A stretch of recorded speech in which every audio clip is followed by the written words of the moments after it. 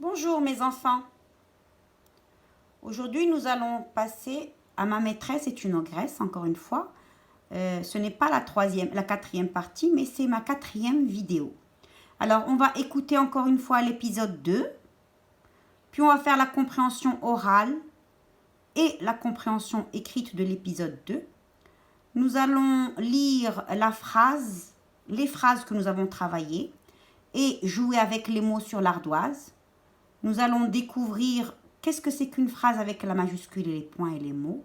Et on va travailler autour du R et ses exercices. Allons-y, commençons. Ma maîtresse est une ogresse.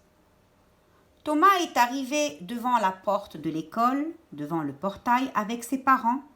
Il a très peur parce qu'il va rentrer pour la première fois dans la grande école, que sa maîtresse est nouvelle, et surtout qu'il entend les parents dire des choses qui lui font très peur.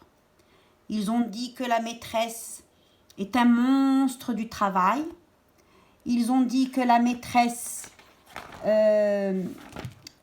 croque la vie à pleines dents. Et là, ils sont en train de dire que la maîtresse était pleine d'allégresse, était toujours pleine d'allégresse, mais lui, tellement il a peur, il a entendu que c'était une ogresse. Et le pauvre, il panique, il a peur, trop peur, et il a même l'impression que la maîtresse va lui courir après pour l'attraper, le manger et l'avaler. Il tremblote, il continue de trembloter, et les parents continuent de parler. Il y en a un qui a dit « Ah, elle s'appelle Madame Tout Cru ». Et lui, tellement qu'il a peur, il a entendu qu'elle va le manger tout cru, qu'elle va l'avaler d'un coup tout cru sans le faire cuire. Et la cloche de l'école, de la classe sonne pour que les enfants entrent en classe. Pauvre Thomas. Alors, dans votre livre La méthode, à la page 17, il y a les questions de compréhension autour de ce texte. Et comme vous voyez devant vous, il y a cette question. De qui les parents de Thomas parlaient-ils devant le portail? De qui ils parlaient? Alors les enfants, de qui ils parlent? Qu'est-ce que c'est qu'une ogresse? Qu'est-ce que c'est une ogresse, les enfants? Pourquoi Thomas pense-t-il que sa maîtresse est une ogresse? Est-ce que tu sais, sais-tu comment s'appelle la maîtresse de Thomas? Pourquoi Thomas pense-t-il que sa maîtresse va le manger tout cru? En regardant l'image qu'il y a ici, la maîtresse court après qui? Et puis on me demande de vous dire, d'expliquer, elle est pleine d'allégresse. Qu'est-ce que ça veut dire? Elle est pleine d'allégresse. Et que veut dire elle va le manger tout cru? Voici les réponses. De qui les parents de Thomas parlent-ils? Ils parlaient de la... Très bien, maîtresse. Qu'est-ce qu'une ogresse? Une ogresse, c'est la femme de l'ogre. Et l'ogre et l'ogresse, ce sont deux monstres, des hommes géants, très très grands, très très gros, et qui adorent manger les enfants. Pourquoi Thomas pense-t-il que sa maîtresse est une ogresse? Il pense que sa maîtresse est une ogresse parce qu'il a entendu le mot monstre, le mot croque, le mot dent, et il a même entendu le mot allégresse, et tellement il a peur que ce mot, il a cru que c'était ogresse. Sais-tu comment s'appelle la maîtresse de Thomas? Oui, elle s'appelle Madame Tout Cru. Pourquoi Thomas pense-t-il que sa maîtresse va le manger tout cru? Parce qu'il a entendu ogresse, dent, croque, monstre Et là, il entend tout cru, donc il n'a pas cru que c'était son nom. Il a cru qu'elle allait l'avaler tout cru. Et qui est-ce qui poursuit Thomas dans cette illustration? C'est la maîtresse, qui est une ogresse, avec ses dents pointues, qui lui court après pour l'avaler. Alors, elle est pleine d'allégresse. Qu'est-ce que ça veut dire? Elle est pleine d'allégresse. Ça veut dire qu'elle est pleine de gentillesse. Elle est pleine d'amour. Elle est pleine d'attention. Elle est pleine de caresses. Que veut dire elle va le manger tout cru? Ça veut dire qu'elle va le prendre et l'avaler sans le faire cuire et le manger tout cru. Je continue. Maintenant, nous allons passer au cahier d'exercice à la page 15. Le cahier d'exercice à la page 15, nous allons faire 2 exercices. Le premier exercice, on me demande de cocher, de mettre une croix dans ces phrases, si c'est juste avec l'histoire. Coche ce que disent les parents de Thomas. Première phrase. Cette maîtresse est toujours pleine d'allégresse. Est-ce que les parents ont dit « Cette maîtresse est toujours pleine d'allégresse » Si oui, ils l'ont dit, je mets une croix. Sinon, je ne mets rien du tout. Est-ce que les parents ont dit « La maîtresse est une ogresse » Si oui, je mets une croix. Sinon, je ne mets rien. Est-ce que les parents ont dit « Ah, elle s'appelle Madame tout cru » Si ils l'ont dit, je mets une croix. Sinon, rien dit, je ne dis rien. Je ne mets rien. Elle va le manger tout cru. Est-ce que les parents ont dit « Elle va le manger tout cru » Si oui, je mets une croix. Sinon, je ne mets rien. Deuxième exercice de cette page. On me demande d'imaginer dans ma tête comment est Madame tout cru et je la dessine. Comment sont les parents de Thomas et je les dessine. C'est facile. Je dois dessiner Madame tout cru. Je dois dessiner les parents. Je dessine avec le crayon et je colorie avec les crayons de couleur. Maintenant, nous avons les 3 phrases que nous avons lues. Thomas arrive à l'école avec son papa et sa maman.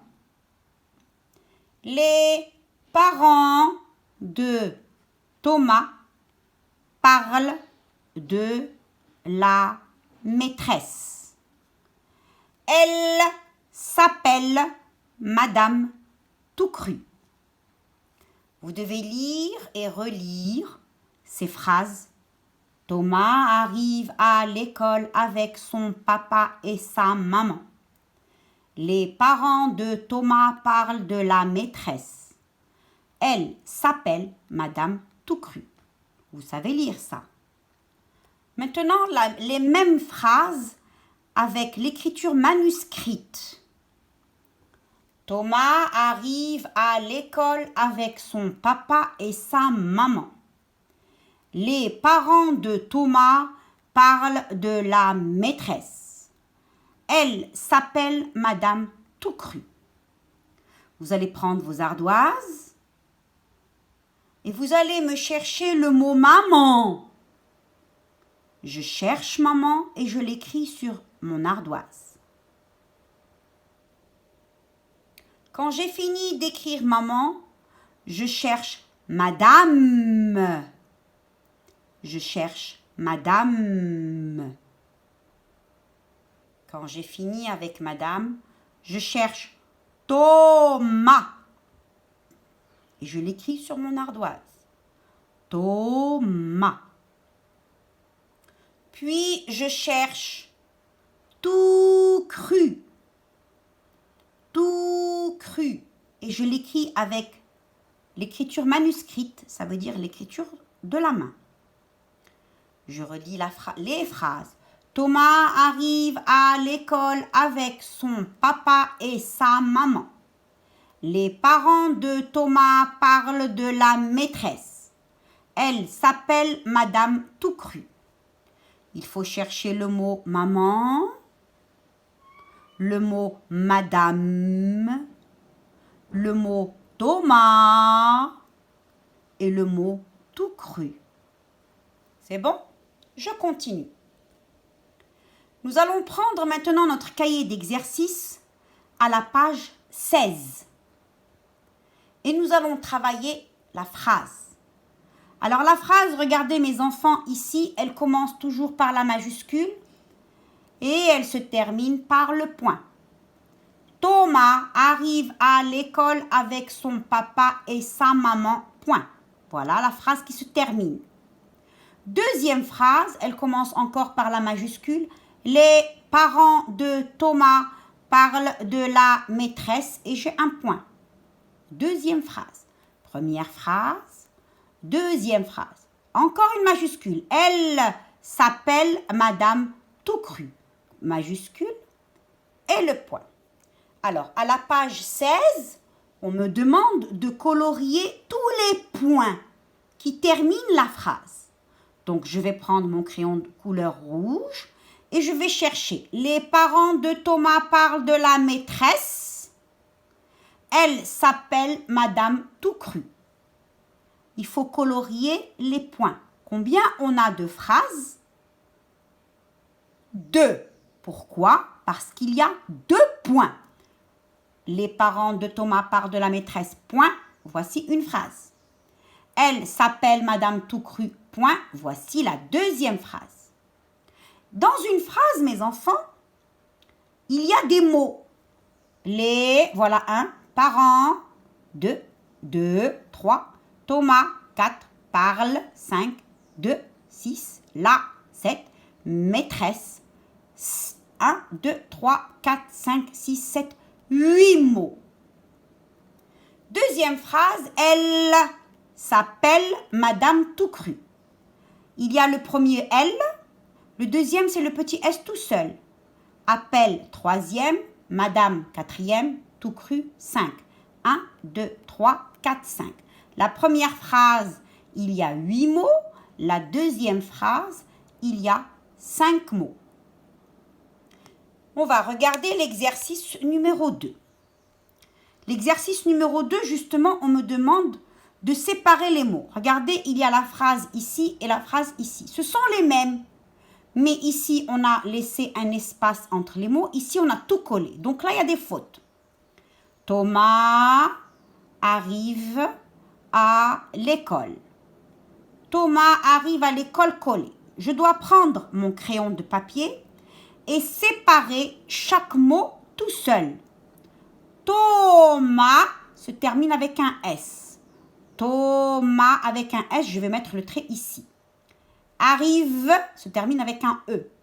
Arrive se termine avec un E, je mets le trait ici.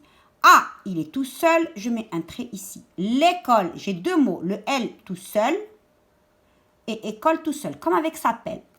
L tout seul, regardez, je l'ai fait en rouge, mais vous le faites au crayon.